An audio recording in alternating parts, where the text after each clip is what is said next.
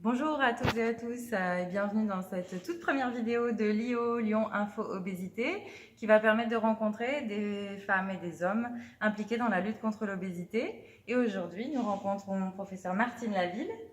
Bonjour. Vous pouvez vous présenter? Donc moi je suis Martine Laville, je suis médecin au groupement hospitalier Lyon Sud. Je travaille dans un service d'endocrinologie, diabète, nutrition et je suis professeure de nutrition à la faculté de médecine Lyon Sud. Et vous dirigez aussi le Centre intégré de l'obésité. Alors est-ce que vous pourriez nous dire ce que c'est et à quoi ça sert le CIO? Alors le CIO a, disons, au moins deux objectifs. Le premier, c'est de prendre en charge, d'être un centre de recours pour prendre en charge les problèmes d'obésité massive, grave. Et le deuxième, c'est de réaliser le maillage sur le territoire des acteurs qui aident à la prise en charge de l'obésité. Donc l'idéal, qui n'est pas toujours facile à obtenir, c'est que toute personne en obésité sur le territoire puisse trouver les professionnels de santé adéquats pour l'aider dans sa prise en charge. Tout à fait. Et du coup, maintenant, parlons d'obésité. Quelle est la définition de l'obésité? Qu'est-ce que c'est? Ah, difficile.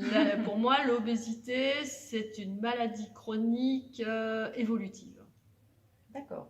Et quelles sont les répercussions sur la santé humaine? Alors, le problème de l'obésité, c'est qu'effectivement, ça peut avoir un impact sur la santé. D'abord, entraîner une surmortalité, ça fait partie de la définition. Et en fait, c'est un facteur de risque très important vis-à-vis des maladies cardiovasculaires, des infarctus, vis-à-vis du diabète, de l'hypertension et même des cancers. Quelles en sont les causes principales?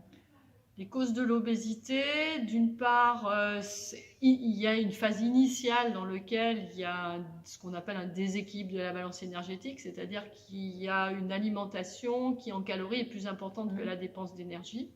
Ça, c'est les principes initiaux. Et en fait, il y a des facteurs d'environnement qui vont favoriser ce déséquilibre. Et puis, il y a aussi un certain degré de variation individuelle, en partie génétique. Et alors du coup, il y a sans doute des patients qui vont nous regarder sur cette vidéo. Qu'est-ce que vous pourriez leur recommander, leur conseiller quand on est en situation d'obésité, on est chez soi, on ne sait pas trop par où commencer, quoi faire? Qu'est-ce que vous pourriez leur dire? C'est pas de rester tout seul, c'est de s'adresser à des professionnels, si possible compétents et plein d'empathie, parce que souvent on n'ose pas aller voir les professionnels et on se sent responsable de sa maladie, alors que c'est une maladie. Il faut se déculpabiliser vis-à-vis de ça et se faire aider. Alors il y a différents niveaux de professionnels, mais déjà son médecin généraliste peut être un bon recours. Puis après, on peut avoir des spécialistes, les diététiciennes, les nutritionnistes, les endocrinologues, mais pas rester seul. Et enfin, dernière question qui sera notre question rituelle. Comment vous pourriez résumer l'obésité en 3 mots? Maladie chronique sociétale. Merci beaucoup, Martine Laville.